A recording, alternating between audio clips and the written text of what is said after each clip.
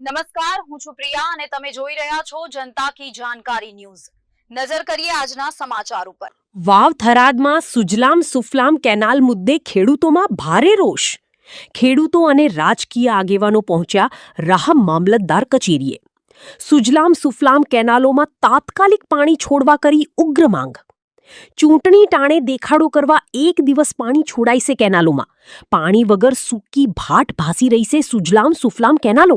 ખેડૂતો કાળઝાળ ગરમીમાં પશુઓ માટે ઘાસચારો અને પીવા માટે પાણીની થઈ છે ગંભીર મુશ્કેલી। રાહ પંથકમાં પીવાનું પાણી અને ઘાસચારાની તીવ્ર અછત। ખેડૂતોની મુખ્ય માંગણીઓ: સુજલામ સુફલામ કેનાલમાં તાત્કાલિક પાણી છોડો। સુજલામ સુફલામ કેનાલને નેનાવાથી રાજસ્થાન બોર્ડર ખોડા સુધી લંબાવવા કરી ખેડૂતોની માંગ। પાણી નહીં તો ગાંધી ચિંધ્યા માર્ગે જલદ આંદોલનની આપી ખેડૂતોએ ચીમકી।